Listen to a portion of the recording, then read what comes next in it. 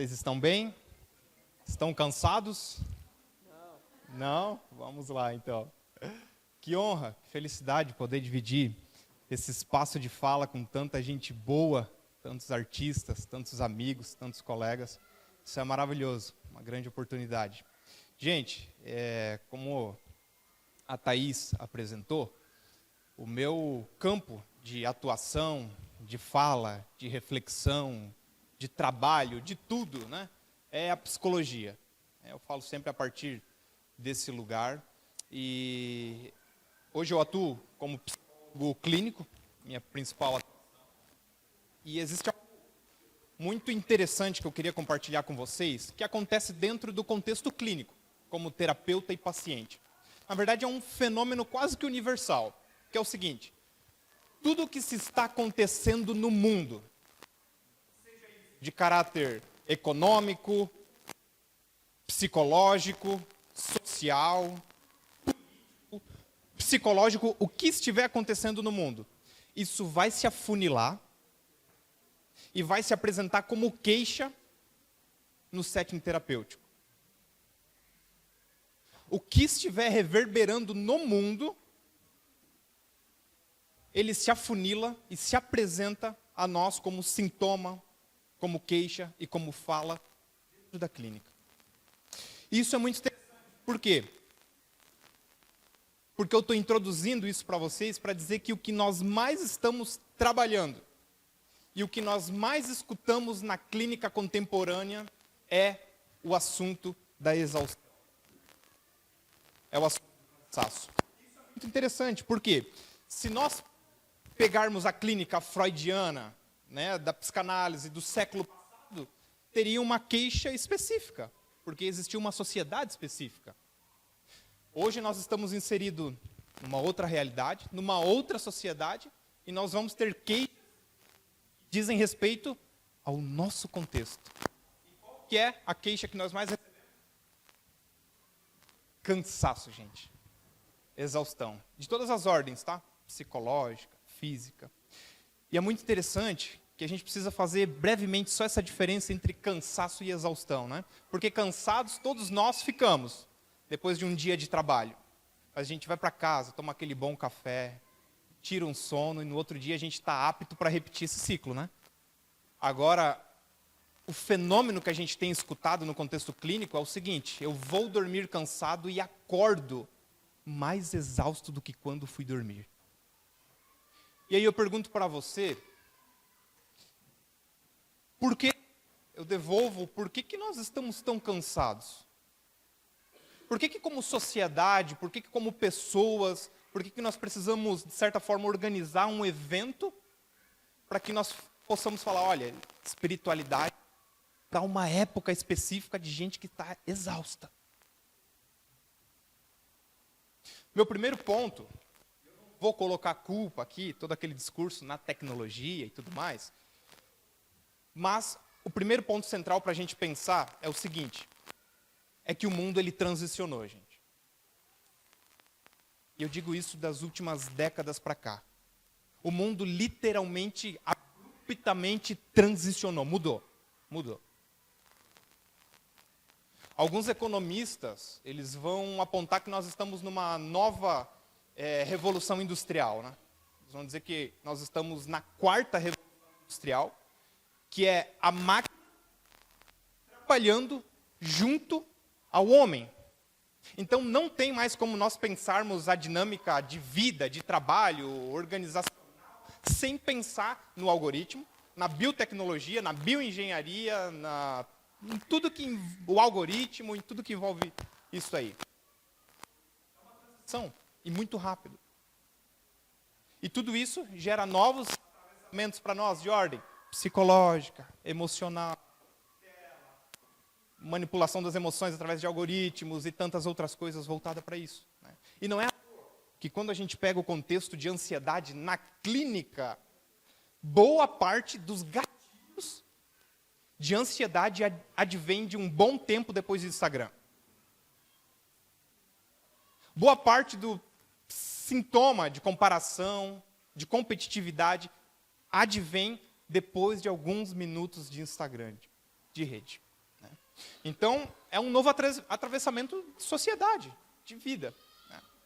E aí eu gosto de exemplificar isso aqui para mostrar para você, para nós, como realmente isso mudou de forma bem abrupta, a partir de um episódio que o meu professor trouxe na pós, que foi o seguinte: para pensar, para visualizar. 1999, 20 anos mais ou menos atrás, estava sendo lançado o supercomputador RED da IBM. Cabia numa sala de 100 metros quadrados, pesando aproximadamente 1 tonelada, custando próximo de $1 milhão. Alguém? Não? Okay. Olha que interessante. 20 anos depois, 2 curtas décadas, estava sendo lançado o iPhone 10. Custando menos de $900, pesando menos de 150 gramas. E aí o mais impactante, mais interessante, né? Tudo isso cabe na palma, né, das nossas mãos. O transicionou e mudou por causa dessas dinâmicas.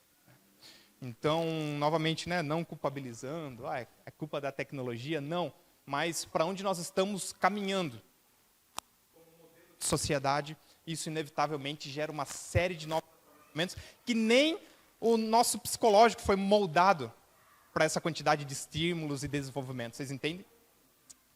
Pois bem, gente, a partir disso, eu cito para vocês e indico esse material aqui, esse livreto, algo muito curtinho, que se chama Sociedade do Cansaço, de um filósofo do contemporâneo sul-coreano, Byung-Chul Han. Tá? É um livro que está sendo bem difundido dentro da academia, enfim, é um livro extremamente importante, e a gente até costuma brincar que Chul Han é um autor contemporâneo assim, que conseguiu exorcizar, sabe, o nosso modelo de sociedade, conseguiu exorcizar o nosso comportamento. É um livro muito essencial. E para o Chul Han, o cansaço que nós estamos sentindo, ele é uma resposta do nosso corpo ao excesso de positividade e cobrança que esse modelo de sociedade nos impõe. Então, olha que interessante. Esse cansaço que nós sentimos é um excesso do quê? De uma positividade que é exatamente o que ele vai trazer para nós. Porque nós estamos agora nessa versão que não existe mais o mediano. Ou nós estamos sofrendo porque nós não conseguimos, ou porque nós estamos sofrendo porque queremos muito chegar lá. Não existe mais intermediário, não existe mais espaçamento. Não, você precisa ser a melhor versão, você precisa estar sempre entregando, precisa acordar antes das 4, porque tem toda uma dinâmica aí. Então, esse excesso de positividade é o que vai nos padecendo como sociedade, como ser humano.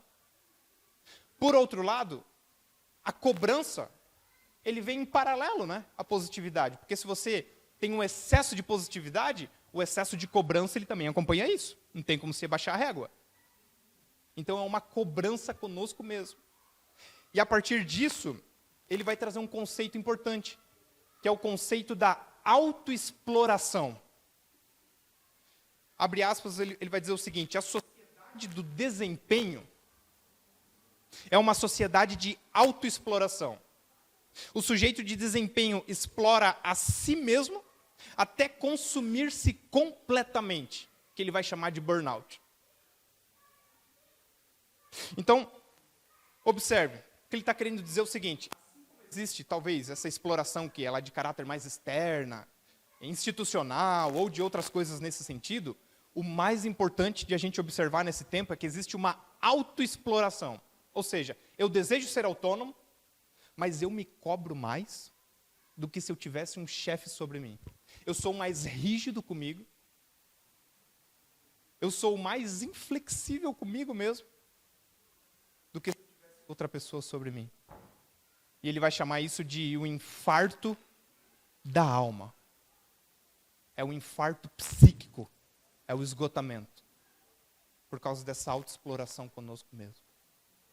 Então, gente, Olha que interessante. O Schuhan, ele vai dizer, né, que o cansaço, ele aponta o cansaço contemporâneo, esse cansaço que nós estamos falando, como um fenômeno social. E eu acho isso aqui importantíssimo. O cansaço contemporâneo como um fenômeno, ou seja, não tem como voltarmos, não, vamos criar um tipo, agora um modelo de sociedade, técnico, para voltar, não tem mais. É um fenômeno que está inserido na nossa forma de ser socialmente. Ou seja, se nós não encontrarmos formas, métodos, vias, meios para descansarmos, existe toda uma pauta social que vai naturalmente nos cansar. Você consegue entender isso? Consegue? Legal. A partir disso, gente, como eu estava te dizendo, quando Bauman ele fala desse, o Schuhan, fui direto para o Bauman, que é outro autor muito importante também, mas quando ele fala do burnout, ele vai fazer essa comparação de que o burnout é um infarto psíquico. Alguém já escutou falar em burnout? Está bem conhecido, mas pode ser que tenham pessoas que não. É uma terminologia que ela nasce no contexto mais norte-americano, e ele, na verdade, significa um esgotamento psíquico, esgotamento mental. Então, tem uma série hoje de pastores, por exemplo, líder religioso, galera de RH, muita gente sendo diagnosticado com essa exaustão mental. E aí o Schuhan ele vai brincar que esse nosso tempo, inclusive, ele é um tempo de muita violência assim, neuronal, né? Que é de onde vai surgir novos modelos de doenças que não existiam talvez antigamente.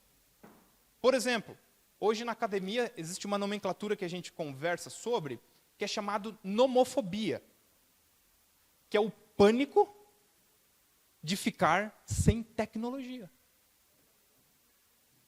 Ainda não está inserido no nosso DSM, né, no manual de diagnósticos, mas se você pega contextos como Japão e China, existem centros terapêuticos para você lidar com isto. Então, querendo ou não, é uma realidade que está inserida, né, e que nos leva a essa exaustão, a esse cansaço.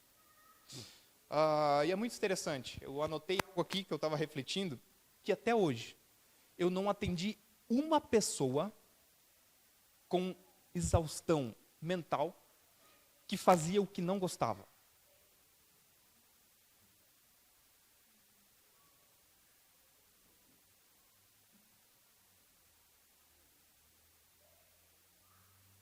Nenhuma pessoa que chega exausta, com insônia, está ali porque não suporta mais, não gosta mais do que faz. Muito pelo contrário. É porque faz demais. E aí quando chega em casa, 9 horas da noite, dá um aperto no peito. Porque dá uma sensação de que parece que eu não produzi o dia ainda o suficiente. E aí eu vou aproveitar esse intervalo das 9 até meia-noite só para atualizar a planilha, para organizar a agenda de amanhã. E essa sensação de incompletude, de parece que eu poderia estar produzindo um pouco mais, ele nos invade. Por mais que eu mesmo tenha minhas práticas de descanso, eu não tenho como fugir disso aqui. Isso aqui também me pega. E aí a gente precisa refletir sobre. Porque tem momentos que a gente chega em casa, senta no sofá, tem tudo para desligar, mas aquilo fica rodando, né? Olha, mas seria muito importante se você antecipasse, se você fizesse. Por fim, gente.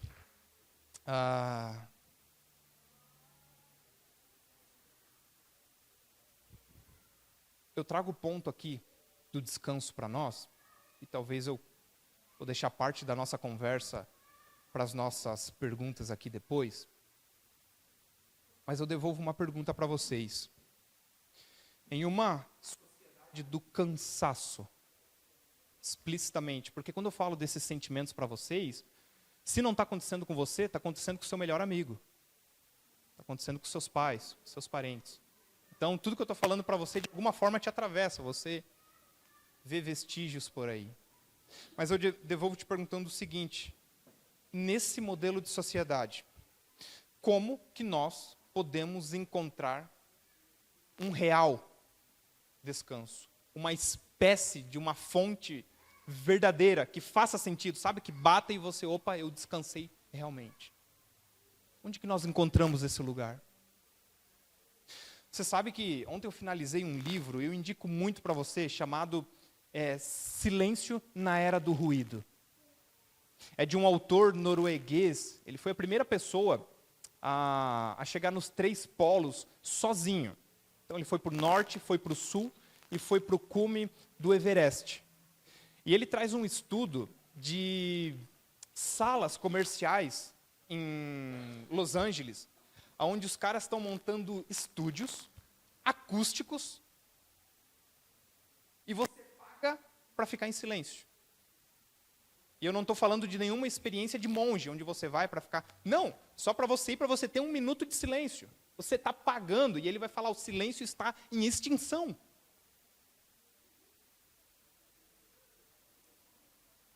Já pensou como sociedade nós chegarmos num tempo onde você precisa pagar, eu vou ficar 40 minutos nessa sala? Consegui ler um pouco.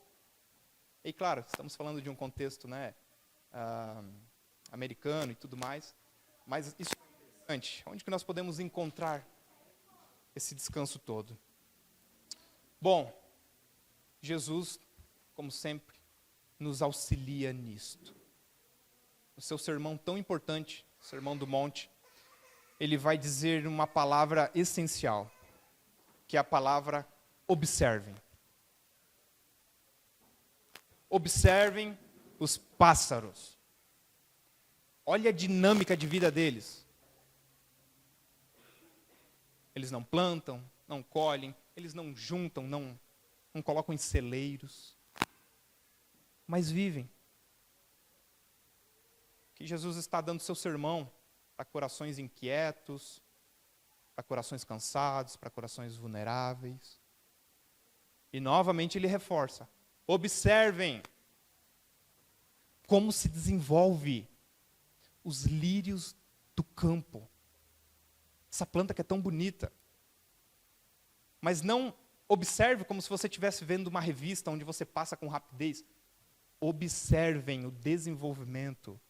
Vejam, contemplem como isso se desenvolve. É um convite de Jesus à observação. Aprendam com a contemplação. É como se ele estivesse, se nós pudéssemos ajustar essa perspectiva de Jesus para os nossos dias, seria mais ou menos nessa direção. Olha, vão à praia em silêncio. Desative as notificações do seu celular. Leia um bom livro. Pratique atividade física, mas principalmente, observe. Porque o fenômeno da observação vai te exigir silêncio, solitude, profundidade, e isso são coisas que um robô e um algoritmo não pode fazer por você. Qualquer outra coisa pode. Agora o fenômeno da observação, não dá. Encontraremos descanso?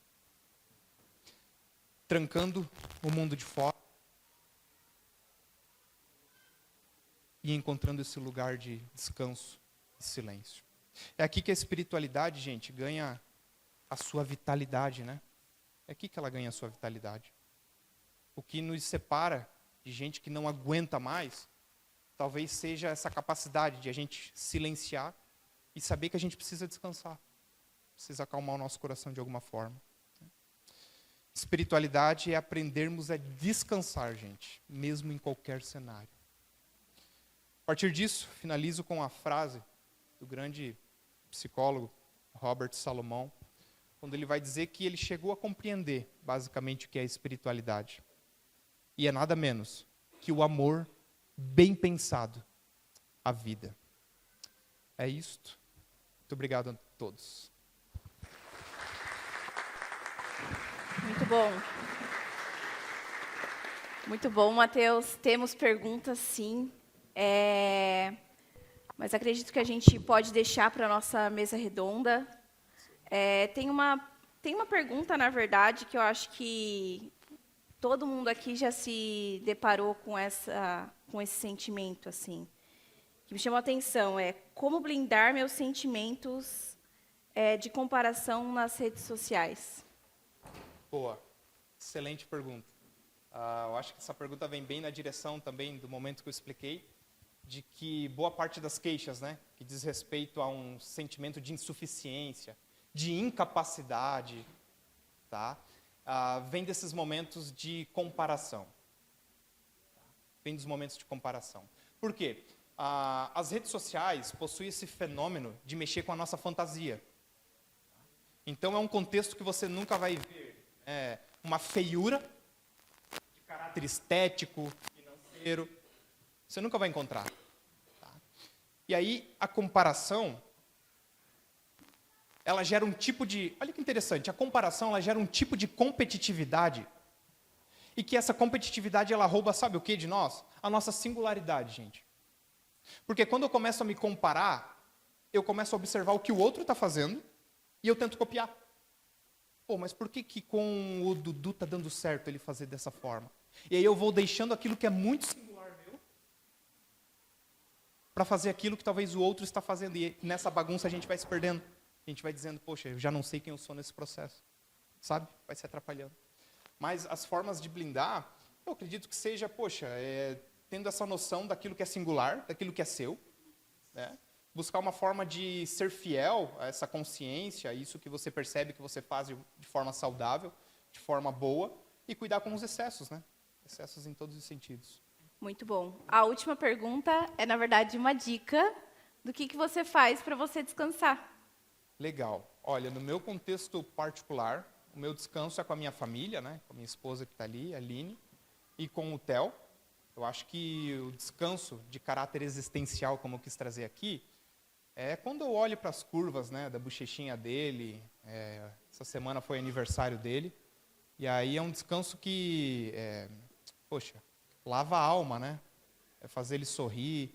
O meu descanso hoje vai nessa direção. Em outras épocas eu encontrava no silêncio, né? Encontrava na contemplação, encontrava na solitude, né? Esse é um lugar para mim importante, particular. Muito bom o seu descanso. Bom. Apreciamos. Já te convido a tomar o lugar no sofá.